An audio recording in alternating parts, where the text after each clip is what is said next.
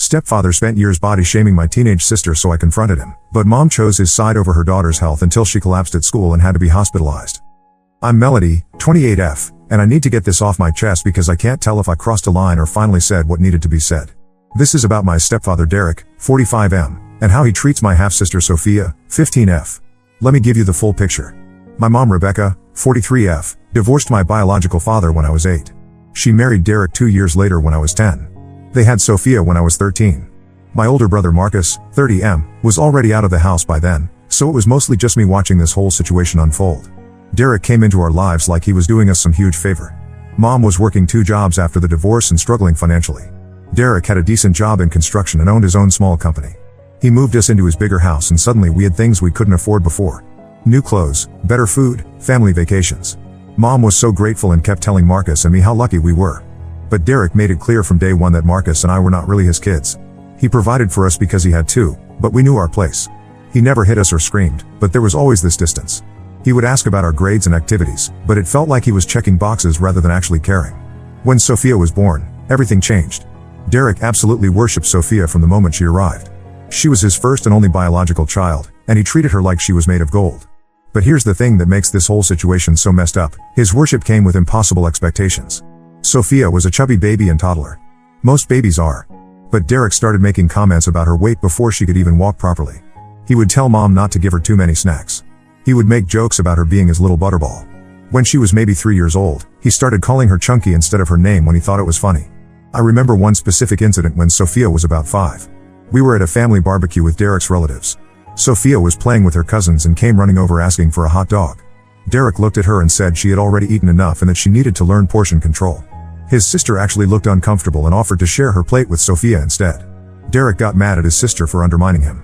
This pattern continued as Sophia got older. Derek enrolled her in every sport he could think of. Soccer, tennis, swimming, track. He said it was because he wanted her to be well-rounded, but Marcus and I could see what was really happening. He was trying to control her body and her weight through constant physical activity. The comments got worse as she entered middle school. Derek would look at her plate at dinner and ask if she was sure she needed that much food. He would make remarks about her clothes being too tight when they fit her perfectly fine. He bought her a scale for her 12th birthday and told her it was important to monitor her health. What 12-year-old gets a scale as a birthday present? Mom went along with all of this. She would sometimes tell Derek he was being too hard on Sophia, but she never really stood up to him. I think she was scared of rocking the boat because Derek provided so much financial stability. She had been through poverty and didn't want to go back. Marcus moved across the country for work when Sophia was 10, so I became her main protector in the house. Whenever Derek made a comment, I would try to counter it later when we were alone. I would tell Sophia she looked great and that she was perfect the way she was. But Derek's voice was louder and more constant. Sophia started restricting her food intake when she was 13. She would skip breakfast and say she wasn't hungry. She would push food around on her plate at dinner and barely eat anything. Derek praised her for having good self-control. He said he was proud of her for taking care of herself. I tried talking to mom about what was happening, but she said Derek meant well and that he just wanted Sophia to be healthy. She said I was being too sensitive because I remembered what it was like when my own father left and I was protective of Sophia. She made it sound like I was the one with the problem. By the time Sophia turned 14, she was barely eating at all. She would make excuses to skip family meals. She started wearing baggy clothes all the time. Her grades started slipping because she couldn't concentrate. But Derek kept praising her for being disciplined. The breaking point came last month. I was home visiting for mom's birthday weekend. Derek had made a big dinner and we were all sitting around the table. Sophia had put tiny portions of everything on her plate. She was moving the food around but not really eating anything. Derek looked at her plate and said she was setting a good example for everyone else at the table. He said he was proud that she understood the importance of moderation. Then he looked at me and made a comment about how I could learn something from my little sister about portion control. I'm 5 feet 6 inches and weigh about 140 pounds, which is completely normal and healthy. But Derek has always made subtle digs about my weight because I'm not stick thin like Sophia has become. This comment pushed me over the edge. I looked at Sophia and she had this blank expression on her face. She wasn't happy about Derek's praise. She looked exhausted and hollow. That's when I realized she wasn't just restricting her food anymore. She had developed a serious problem and Derek was encouraging it. After dinner, I went to Sophia's room to check on her. She was doing homework but I could tell she was struggling to focus. I asked if she had eaten enough at dinner and she said she was fine. But when I kept asking, she finally broke down. She told me she was afraid to eat because Derek would notice if she gained any weight. She said she felt sick most of the time but didn't want to disappoint him. She said she knew he loved her more when she was thinner and she didn't want to lose that love. I couldn't sleep that night thinking about what she had said. The next morning, Derek made some comment about how Sophia was becoming such a beautiful young woman and how proud he was of her dedication to staying healthy. Something inside me snapped. I told him we needed to talk privately. We went out to the back porch and I laid it all out. I told him that Sophia wasn't healthy. I told him she was scared to eat because of his comments over the years. I told him that his constant focus on her weight and food had created a serious problem. Derek got defensive immediately. He said he was just trying to teach her good habits. He said childhood obesity was an epidemic and he was being a responsible father by making sure she didn't fall into that trap. He said I was overreacting because I didn't understand what it was like to be a parent. That's when I lost it. I told him that he had spent 15 years destroying his daughter's relationship with food and her own body. I said he was the direct cause of her problems and that his so-called parenting had pushed her into dangerous territory. I told him he wasn't protecting her from obesity, he was creating something much worse. Derek's face went red and he started yelling at me. He said I had no right to criticize his parenting when I wasn't even his real daughter. He said Sophia was his child and he would raise her however he saw fit.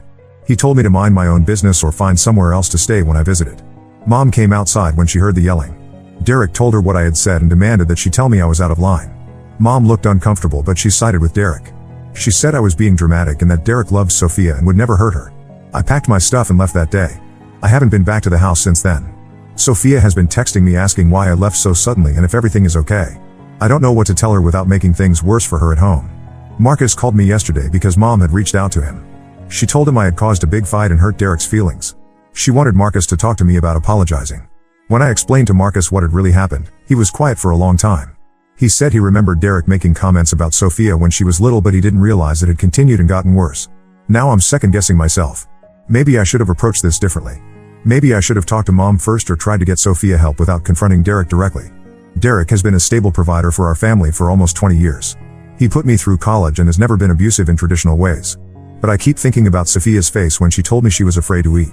I keep thinking about how proud Derek looked when he praised her for barely touching her food. I can't shake the feeling that I needed to say something, even if it caused a family explosion. So am I wrong here? Did I cross a line by telling Derek he was damaging his own daughter? Should I apologize and try to work things out, or was this confrontation necessary even if it made everything more complicated? Update 1: I never expected this post to get so much attention. Thank you to everyone who responded. Your comments helped me realize I wasn't crazy for being concerned about Sophia. I wanted to update you on what's happened since then. About a week after I posted, Sophia started calling me instead of just texting. She said things at home felt weird and she wanted to know what had happened between Derek and me. I decided to be honest with her, but I tried to be careful about how I explained it. I told her that I had talked to Derek about my concerns regarding food and eating habits in the family. I said I was worried that too much focus was being placed on weight and appearance instead of overall health and happiness. Sophia was quiet for a long time after I said this. Then she asked me if I thought there was something wrong with how she ate. This was the opening I had been hoping for, but I was terrified of saying the wrong thing. I told her that I had noticed she seemed to eat very small portions and that she often seemed tired. I asked her how she was feeling physically and if she had any concerns about her own health. What she told me next broke my heart. Sophia said she thought about food constantly. She said she planned out everything she would eat days in advance and felt guilty if she went over her self-imposed limits. She said she was cold all the time and had trouble sleeping. She said her periods had stopped completely about 6 months ago, but she was afraid to tell Mom because she thought Derek would be proud that she had lost enough weight for that to happen. I knew immediately that this was serious. I had suspected she was restricting her food, but hearing her describe these symptoms made it clear that this had gone way beyond normal dieting. The fact that her menstrual cycle had stopped was especially alarming. I asked Sophia if she would be willing to see a doctor just to make sure everything was okay health-wise. She said she would, but she was scared Derek would find out and think she was being dramatic. I told her we could figure out a way to handle that. Here's where things get complicated. I called Mom the next day to ask about Sophia's health and to suggest that maybe she should see a doctor for a general checkup.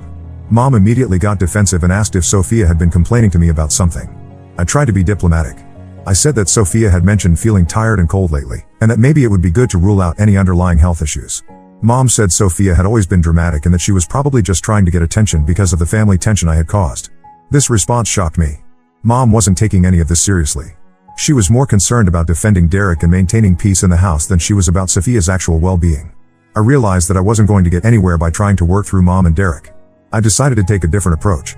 I researched eating disorder resources in their area and found a clinic that specialized in adolescent cases. I called and explained the situation. The intake coordinator was incredibly helpful and explained that they could see Sophia for an initial assessment even if her parents weren't fully on board yet. The coordinator also gave me some guidance on how to talk to Sophia about getting help. She said the most important thing was to avoid making it about weight or appearance and to focus on health and how Sophia was feeling physically and emotionally. I had another long phone call with Sophia and asked if she would be interested in talking to someone who specialized in helping teenagers with food and eating concerns. I explained that it wouldn't necessarily mean anything was wrong with her, but that it might be helpful to have someone neutral to talk to about everything she was going through.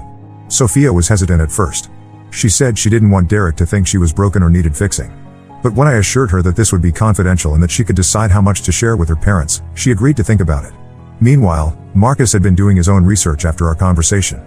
He called me and said he wanted to come visit the family to see the situation for himself. Marcus hadn't been home in over a year, so this was a big deal. Marcus flew in last weekend without giving Mom and Derek much advance notice. He told them he had some work in the area and decided to extend his trip to visit family. I don't think they suspected anything. Marcus called me after his first day there and he was really concerned. He said Sophia looked dramatically different from the last time he had seen her. He said she was much thinner and seemed to have no energy. He said Derek made several comments about food and eating during just the one day he was there. But here's the most disturbing part. Marcus said he offered to take Sophia out for ice cream after dinner, just as a fun uncle-niece activity. Derek immediately jumped in and said that Sophia doesn't eat dessert anymore because she's learned to make healthy choices. Sophia didn't even get a chance to respond for herself. Marcus said he pushed back a little and said that one ice cream wouldn't hurt anyone. Derek got irritated and said that Marcus didn't understand because he didn't have kids of his own. He said it was easy to undermine a parent's rules when you didn't have to deal with the consequences. The conversation apparently got tense, with Derek making it clear that his rules about Sophia's eating were not up for discussion. Mom tried to smooth things over by saying that Derek just wanted what was best for Sophia and that they had found an approach that worked for their family. Marcus texted me later that night saying he finally understood what I had been trying to tell him. He said the level of control Derek was exercising over Sophia's food intake was not normal parenting. He said it was disturbing to watch. But Marcus also noticed something else that I hadn't been aware of. He said Sophia seemed scared to eat in front of Derek. She would look at him before taking any bite of food, like she was checking for his approval. Marcus said it reminded him of how abused animals behave around their owners. This observation really got to me. I had been focused on Derek's comments and the restriction of food, but I hadn't fully considered the psychological impact of having your eating monitored and controlled to that degree. Marcus and I talked about what to do next. We both agreed that Sophia needed professional help, but we weren't sure how to make that happen given Mom and Derek's resistance. Marcus suggested that we try to get Sophia away from the house for a longer period so she could get some space and perspective. I proposed that Sophia come visit me for part of her winter break. I live about 4 hours away, so it wouldn't be completely unreasonable for her to spend a week or two with me. Marcus said he would support this idea when he talked to Mom and Derek. When Marcus brought up the idea of Sophia visiting me, Derek immediately shut it down. He said I had already caused enough disruption to their family and that he didn't want Sophia exposed to my negative influence. He said I had poisoned Marcus against him and he wasn't going to let me do the same thing to Sophia. Mom went along with Derek's decision. She told Marcus that it would be better for everyone if there was some distance between me and Sophia until the family tension died down. She said she hoped I would come to my senses and apologize so that we could all move forward. Marcus tried to argue that keeping family members apart wasn't a good solution, but Derek was adamant. He said his house, his rules, and his daughter. He made it clear that this wasn't up for debate. So now I'm in a position where I can't see Sophia in person and I'm worried about her getting worse. She's been texting me more frequently, asking when she can see me again. I don't know what to tell her without creating more problems for her at home. The eating disorder clinic I contacted said they could potentially do a phone consultation with Sophia if she was interested, but that in-person treatment would eventually be necessary. They also said that family involvement was usually crucial for recovery, which is obviously going to be a problem in this case. I'm trying to figure out my next move. I know I can't force Derek to get Sophia help, but I also can't just sit back and watch this continue. Marcus is staying for a few more days and he's going to try to talk to Mom privately to see if he can get through to her. This whole situation has made me realize how complicated family dynamics can be when there's this kind of dysfunction. Derek isn't a monster in obvious ways. He provides for the family and has never been physically abusive. But the psychological control he's exercising over Sophia is devastating her health. I'll update again if there are any significant developments. For now, I'm just trying to be a consistent source of support for Sophia while figuring out how to get her the help she needs. Update 2: This update is harder to write than I expected. Things have gotten much more complicated and I'm not sure I handled everything the right way. After Marcus left from his visit, he and I kept talking regularly about what to do next. We decided that we needed to involve Sophia's school somehow, since they might be able to help her access resources that Derek couldn't block. I asked Sophia about her school counselor during one of our phone calls. She said there was a counselor she liked, but she had never talked to her about anything personal. I suggested that maybe it would be good to have another adult to talk to about everything she was dealing with, not just the food stuff but also the family tension. Sophia seemed open to this idea. She said she had been thinking about talking to someone at school anyway because her grades were dropping and she was having trouble concentrating in class.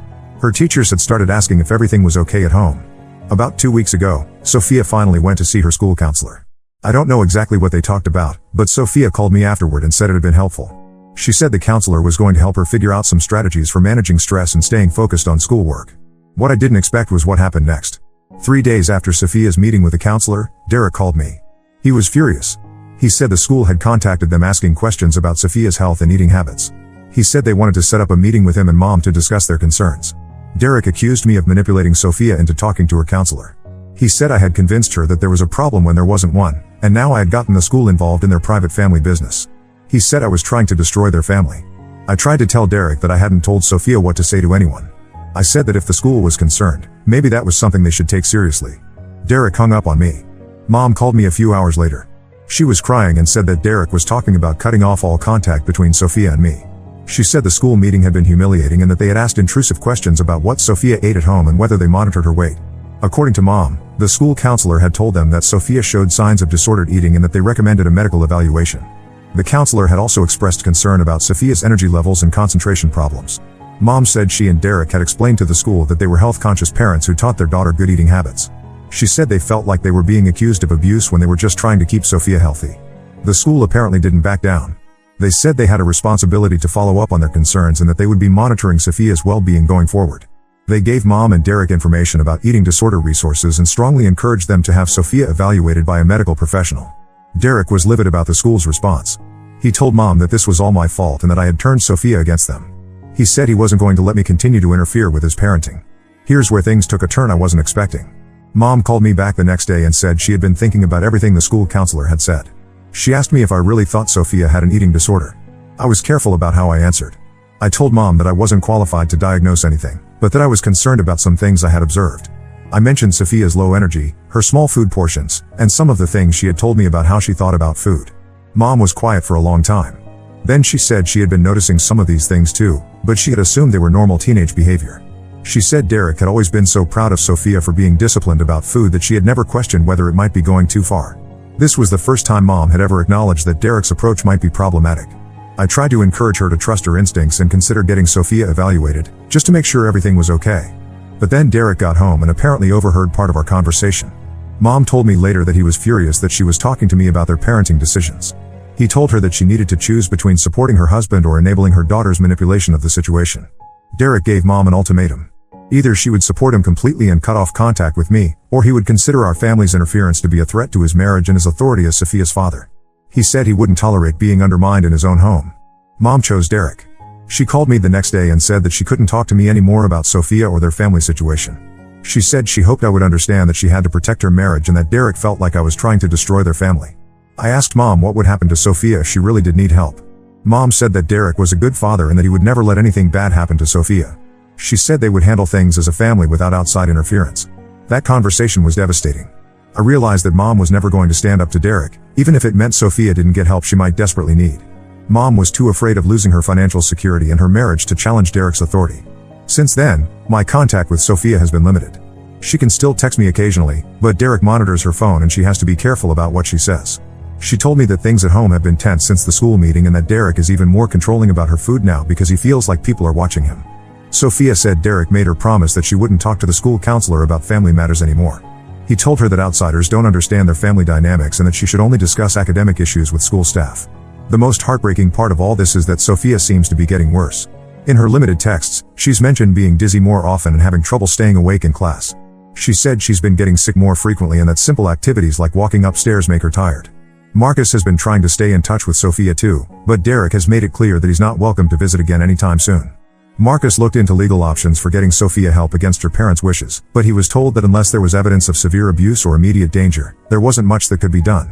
The eating disorder clinic I had contacted said they couldn't work with Sophia without parental consent unless she was in immediate medical danger. They suggested that if I was truly concerned about her physical safety, I should contact Child Protective Services, but they warned that this could backfire and make Derek even more controlling. I'm torn about whether to involve CPS. On one hand, I'm genuinely worried about Sophia's health and I don't think Derek will ever voluntarily get her help. On the other hand, I'm afraid that if I call CPS and they don't find sufficient evidence of abuse, Derek will completely cut Sophia off from any outside support system. Right now, I'm trying to maintain whatever limited contact I can with Sophia while researching other options. I've connected with some online support groups for families affected by eating disorders, and I'm learning about warning signs and crisis resources. The hardest part is feeling so powerless. I can see that Sophia is struggling and potentially in danger, but I can't force her parents to get her help. I keep hoping that Derek will eventually realize how serious this is, but I'm not optimistic about that happening. Marcus and I talk regularly about the situation, but we're both feeling frustrated and helpless. We've considered staging some kind of intervention, but we're not sure that would be effective and it might just make things worse for Sophia. I'll continue to update if there are any major developments. For now, I'm just trying to be available for Sophia in whatever limited way I can while hoping that something will change before her health deteriorates further. Update 3. I wasn't sure if I would post another update, but I think I owe it to everyone who has been following this situation to let you know how things have resolved. 2 weeks ago, I got a call that changed everything. It was from a hospital about 2 hours from where Mom and Derek live. Sophia had collapsed at school and been brought to the emergency room by ambulance. The nurse who called me said they had found my number in Sophia's phone listed as an emergency contact. She told me that Sophia was stable but that she was being admitted for evaluation and treatment. She said I should come to the hospital as soon as possible. I dropped everything and drove straight there. When I arrived, I found out that Sophia's collapse had been caused by severe malnutrition and dehydration. Her blood pressure was dangerously low and her heart rate was irregular. The doctor said she was lucky that she hadn't had a cardiac event. Mom and Derek had arrived at the hospital shortly before I did. Derek was pacing around the waiting room looking angry and defensive. Mom was sitting in a chair crying. When Derek saw me, he immediately started yelling about how this was my fault for putting ideas in Sophia's head. The doctor came out to talk to all of us together. She explained that Sophia's condition was serious and that she would need to be hospitalized for at least several days to stabilize her medically. She said Sophia was showing clear signs of anorexia nervosa and that this was a life-threatening condition that required immediate intervention. Derek tried to argue with the doctor. He said that Sophia just had the flu or was dehydrated from being active. He said there was nothing wrong with her eating habits and that the family was being targeted because of false reports from busybodies. The doctor was not having any of Derek's denials. She showed him Sophia's test results and explained exactly what severe malnutrition looked like on blood work and vital signs. She said that Sophia's body was beginning to shut down non-essential functions to preserve energy for survival. That's when Derek finally seemed to understand how serious this was. He stopped arguing and just stood there looking shocked. Mom asked the doctor if Sophia was going to be okay, and the doctor said that with proper treatment, most people with eating disorders could recover, but that it would be a long process. The doctor also made it clear that Sophia would need specialized treatment beyond what the hospital could provide. She gave us information about residential treatment programs and outpatient therapy options. She said that family involvement would be crucial for Sophia's recovery. Over the next few days, while Sophia was in the hospital, a lot of things came to light. Sophia had been hiding how sick she really was. She had been fainting at home but telling Mom and Derek that she was just tired. She had been throwing away most of her lunch at school for months. The hospital social worker met with our family to discuss next steps.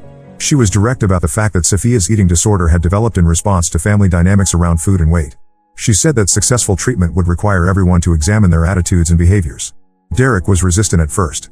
He kept insisting that he had only been trying to keep Sophia healthy and that he couldn't understand how that had led to this situation.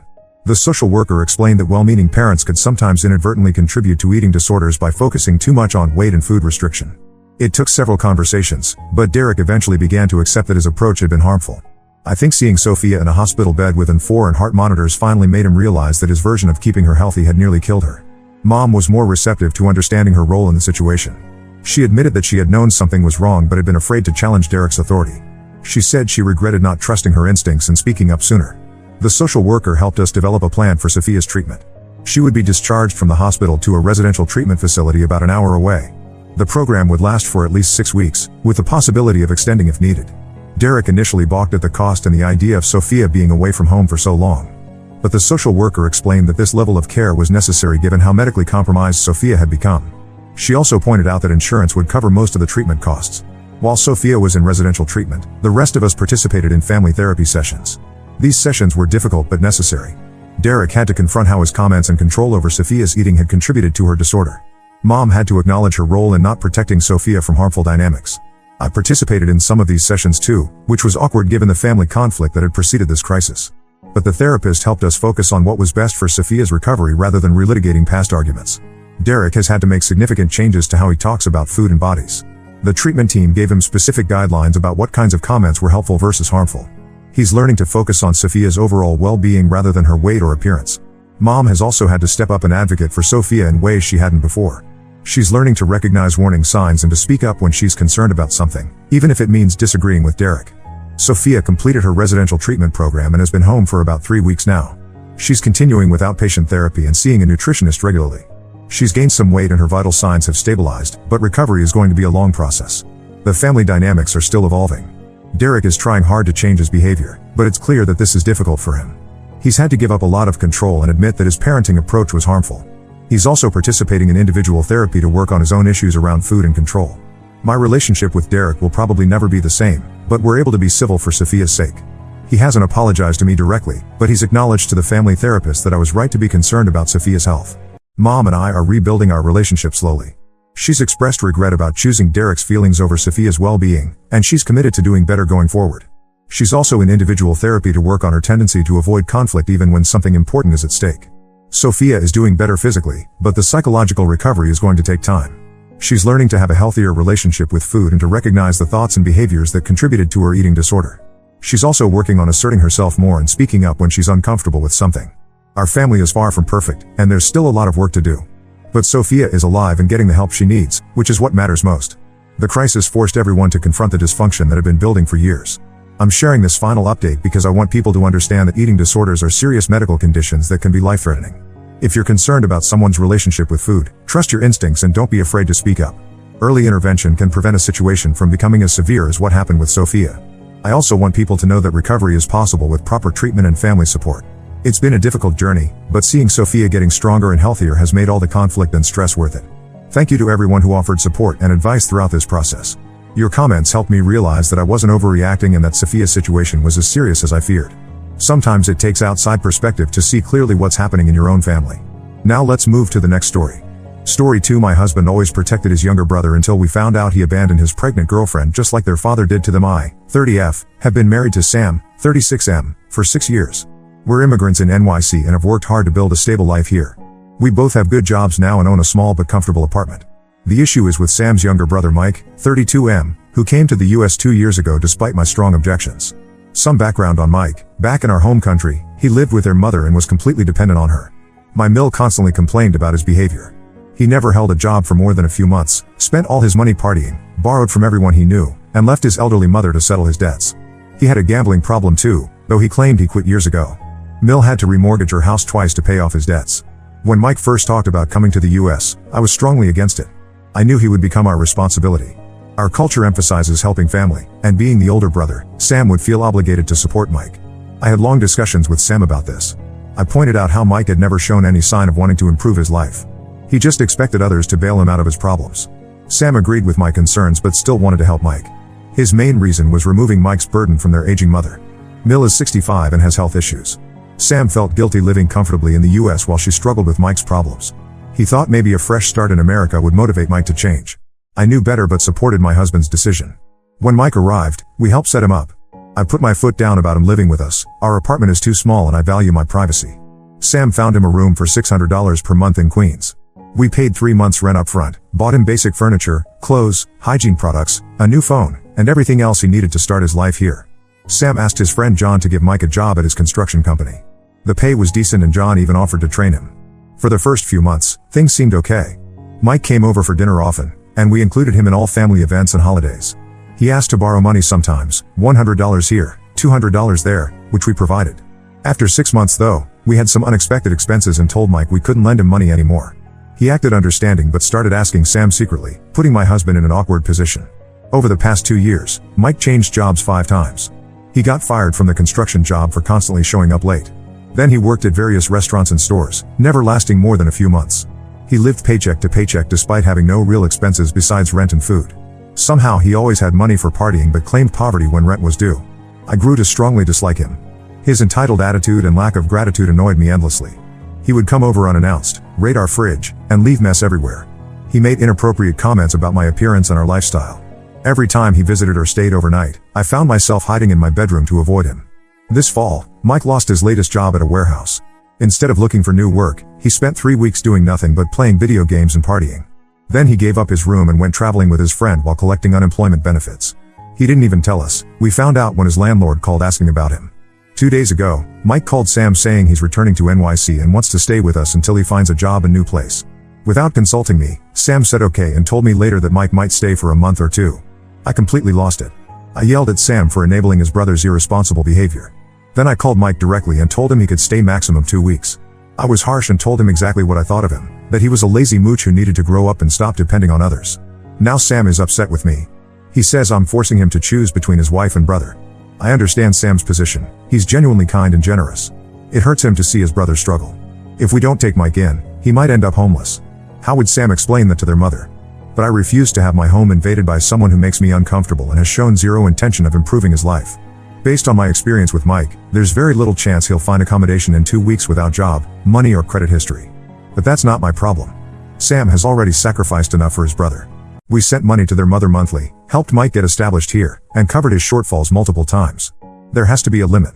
The extended family is now involved, calling me heartless for not helping family in need. My own parents think I should be more understanding since Mike is family. But I believe enabling his behavior only makes things worse. Ida for putting my foot down and refusing to let Mike stay with us longer than 2 weeks. Update 1. It's been 2 weeks since my last post. Thanks to everyone who commented. Your support helped me stay firm in my decision. A lot has happened, so let me update you all. After I gave Mike the 2-week ultimatum, he seemed to take it seriously at first.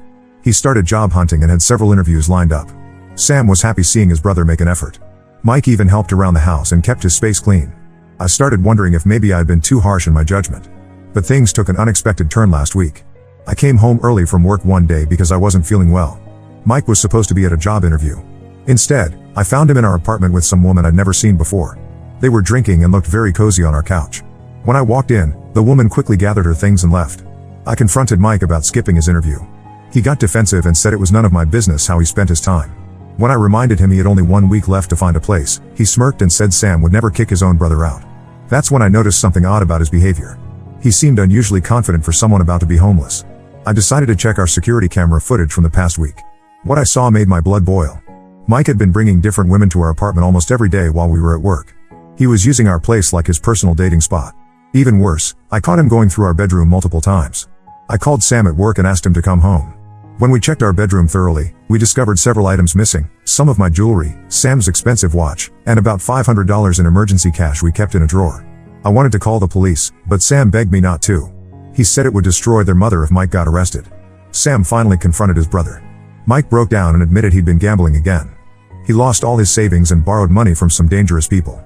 That's why he really left town. He was running from his debts. He sold our stuff to pay them off but claimed he would replace everything once he got back on his feet. I'd had enough. I told Mike to leave immediately. Sam tried to argue that we couldn't throw him out in the middle of the week, but I stood my ground. I said either Mike leaves now, or I would report the theft to the police. Mike started crying and guilt-tripping Sam about family loyalty. He even called their mother right there, telling her we were making him homeless. Poor Mill called us crying, begging us to let Mike stay. She offered to send money for his rent. Sam almost caved, but for the first time, I saw real doubt in his eyes. The theft of his watch, a gift from their late father, really hurt him. He told his mother he needed time to think. Mike left to stay with a friend, but this isn't over. He's been texting Sam constantly, alternating between angry accusations and tearful apologies. He's told the entire family that we're cruel and heartless. Most of them are pressuring us to take him back. Sam is really struggling with this situation. Last night, he confessed that he's always felt responsible for Mike since their father passed. Their mom worked multiple jobs to support them, so Sam basically raised Mike. He feels like he failed as a brother. I tried to tell him that Mike's choices are his own, but years of guilt don't disappear overnight. I refuse to back down though. It's one thing to be irresponsible with your own life, but stealing from family who helped you? That crosses a line. Sam changed our locks, but he's still unsure about cutting Mike off completely. He wants to give him one last chance if he agrees to get help for his gambling addiction. I know my husband has a good heart, but sometimes his kindness gets taken advantage of. I hate seeing him torn between his brother and doing what's right. But Mike needs to face consequences for once in his life. I just hope Sam stays strong and doesn't let guilt cloud his judgment. For now, we're at a stalemate. Mike is still with his friend but claims he'll be kicked out soon. The family keeps calling us. Sam is stressed and barely sleeping. I'm standing firm on my decision but worried about the long-term impact on my marriage. I'll update again if anything major happens. Update 2, Mike finally left our apartment 3 weeks ago, but not before causing complete chaos in our lives. After my last update, things took an even darker turn when we discovered the real reason Mike was so desperate to stay with us. One morning, a woman named Anna showed up at our door looking for Mike. She was 7 months pregnant and clearly distressed. At first, Mike denied knowing her, but Anna had proof, texts, photos, and medical documents showing Mike knew about the pregnancy for months. She revealed that Mike was her longtime boyfriend back home, and they had been together for 2 years before he came to the US. Anna explained that when she told Mike about the pregnancy, he convinced her not to tell anyone, promising he would send for her once he was settled in America. Instead, he blocked her on everything and disappeared. She only found him through mutual friends who saw his social media posts in NYC. She spent her savings coming here to confront him. The revelation hit Sam particularly hard. Their own father had abandoned them when Sam was 12 and Mike was 8. Sam had practically raised Mike, always trying to be the father figure their dad never was. Learning that Mike planned to abandon his own child just like their father did broke something in Sam. He couldn't even look at his brother. When Sam confronted Mike about the pregnancy, Mike's reaction was horrific. He accused Anna of trying to trap him, claimed the baby probably wasn't his, and said he never wanted kids anyway. He showed zero remorse or sense of responsibility. He even suggested that Anna should take care of the problem and stop bothering him. That was the final straw for Sam. Sam completely lost control for the first time in his life. He yelled at Mike about their own father, about all the sacrifices their mother made, about how he had wasted every opportunity given to him. Then he physically threw Mike's belongings into the hallway and told him to never contact us again. I had never seen my husband so angry and hurt. Of course, Mill got involved immediately. She called us crying, saying we had to help Mike figure things out. She offered to come to America herself to help with the baby. But Sam stood firm this time. He told his mother that Mike needed to face consequences for once in his life, just like their father never did. Mike has been alternating between harassing us and playing victim. He's been calling and texting nonstop, switching between angry accusations and tearful apologies. Sometimes he threatens to tell the whole family what horrible people we are, other times he begs for another chance. He's staying at a homeless shelter now, trying to guilt us about it. Anna reached out to thank us for finally making Mike face reality. She said she's not asking for money or marriage, she just wanted her child to know their father. She even offered to let Mike be involved on his own terms. But Mike still refuses to acknowledge any responsibility. Sam is struggling badly with everything. He keeps saying he failed Mike, that maybe if he had been stricter years ago, this wouldn't have happened. The parallel with their father's abandonment haunts him. He's barely sleeping and has started drinking more than usual. The extended family is divided. Some understand our position, especially after learning about Anna. Others still think family should stick together no matter what. They keep pressuring us to take Mike back, saying he needs support now more than ever. But I know enabling him further would only make things worse. I feel vindicated about my initial instincts about Mike, but watching my husband suffer kills me. Sam put his whole life into trying to make his brother a better man than their father was. Now he feels like he failed at the one thing he dedicated his life to. I try to tell him he did his best, but the wounds are too fresh. That's where things stand now. Mike is still in the city, Anna is staying with friends until the baby comes, and Sam is trying to process this betrayal. I'll update if anything significant changes. Update 3, it's been 4 months since everything happened with Mike. A lot has changed, so here's the final update on our situation. The baby was born last month, a healthy boy. Mike didn't show up at the hospital or respond to any messages about his son. Anna named the baby Daniel after her father. She's moved into a small apartment and started working part-time while her friend helps with childcare. She's filed for child support, though I doubt she'll get much from Mike given his situation. Sam went to see his nephew at the hospital. It was incredibly emotional for him, holding this innocent baby who would grow up without a father just like he did. He broke down completely in the car afterward. That visit changed something in him though. He stopped feeling guilty about Mike and instead focused his energy on being there for Daniel. We've been helping Anna with baby supplies and Sam visits Daniel regularly. He's determined that his nephew won't grow up feeling abandoned by his entire paternal family like he and Mike did. Even Mill has come around. She flew in to meet her grandson and was ashamed of Mike's behavior. She stopped defending him and now sends monthly packages for the baby. Mike finally got a job as a bartender and moved in with some roommates. He still hasn't met Daniel or shown any interest in his son. When Sam tried talking to him about it last week, Mike's response was chilling. He said he never wanted to be a father and we should all stop trying to force him into it. He claimed he was nothing like their father because at least he was honest about not wanting his kid. That conversation was the last straw for Sam. He told Mike that their father was actually better than him, at least he stuck around for 8 years before leaving. Mike had abandoned his child before he was even born. Sam said he was done trying to help someone who refused to be a better man. He blocked Mike's number and told him not to contact us again. The rest of the family has largely turned their backs on Mike too, especially after seeing how devoted Sam is to baby Daniel. It's hard to defend someone who shows zero interest in his own child while his brother steps up to fill that role. Sam still has rough days where he questions everything, but he's mostly at peace with his decision. He's focused on breaking the cycle of abandonment in their family, even if it's through being an uncle rather than helping his brother. Anna has been amazing through all this. She never badmouths Mike to the baby and says Daniel can form his own opinion when he's older. She's grateful for our support and includes us in all his milestones. Looking back, my instincts about Mike were right from the beginning. Sometimes the hardest part of helping someone is knowing when to stop. While this situation caused a lot of pain, it ultimately brought clarity and helped us set healthy boundaries. Sam is a better man than both his father and brother, he just needed to realize it himself. We're focusing now on being there for Daniel and creating a better family environment than the one Mike is choosing to walk away from. That's all from me, thanks everyone for the support through this whole journey.